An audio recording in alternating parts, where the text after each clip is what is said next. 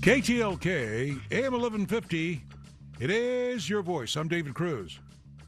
I'll tell you what a day it has been today on Wall Street. Dow Jones Industrial Average hits a record after Feds keep the stimulus in place. And to explain it to us, Professor Peter Matthews, Cypress College, thank you for being here. Good to be here, Dave. How are you doing? All right, good, thank you. But I still want to know, what was the thinking behind the Fed's decision to keep pumping in this QE money into our economy?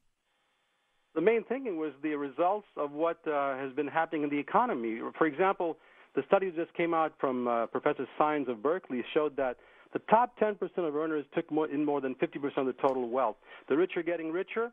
The working people aren't getting the new jobs that they need, and the Fed saw that. The economy still has not taken off, Dave. It's still stuck in neutral. All right. Well, that being the case, Professor, let me ask you about why yet the Obama administration has not seen fit, working with the Fed, to include another layer of stimulus, that one going into the working layers of America, the factories, the businesses, small business, and so forth. Why is that still missing even after all this time has passed? Well, that's a glaring hole in the gap in the whole thing. They're absolutely right that they should be putting money into small business. They should be putting into new technology and in promoting exports, American exports, to create high technology, new technology jobs here. And they're not doing it. And why are they not doing it? They're stuck in the old way of thinking. They're just hamstrung with all these other problems, I guess. They're ignoring the economy. They shouldn't be doing that. Okay, so listen to this and see if you agree. Economists say there is a positive trend. Here's what they say.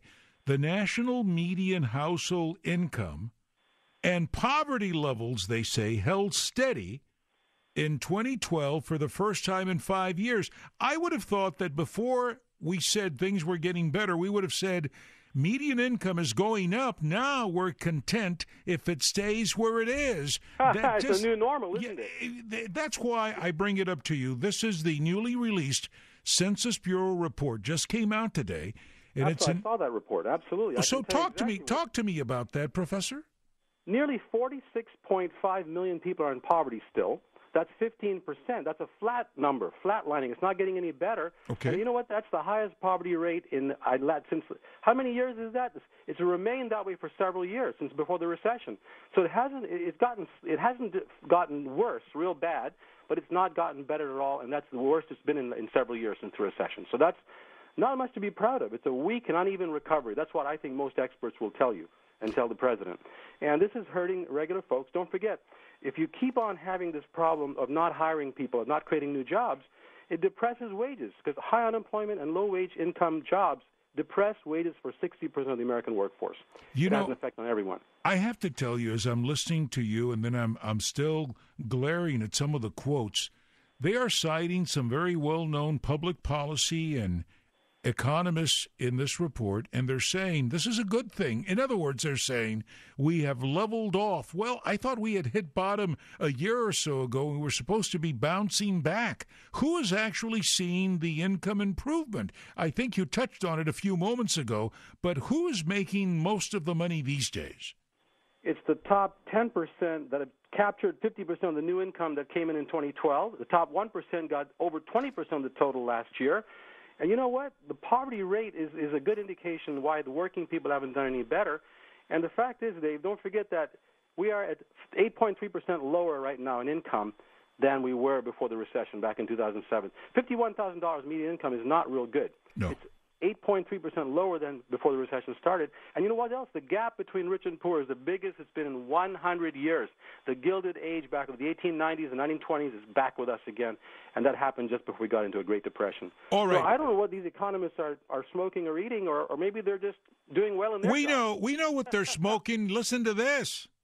Where is it? Where is it? There we go. That's what they're smoking. That's the pipe they're on. Hey, let me ask you this. There is also another dimension to the report that came out today. In addition to the Fed continuing to pump money into the economy and the banksters loving it, Wall Street loving it, the people who are taking it in the shorts are young people, people under 35. I know you're a dad. I'm a dad. I'm a granddad. So let me ask you, What is ahead for the people under 35, according to this latest report from the Census Bureau? What will happen to them?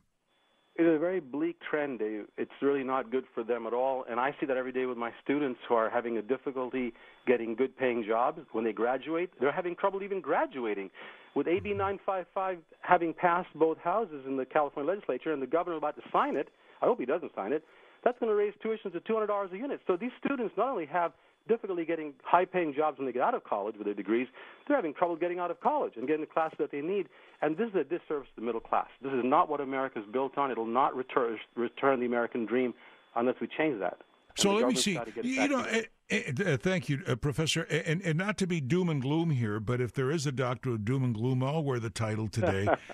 Some people are summing it up this way: sustained high poverty, stagnating incomes.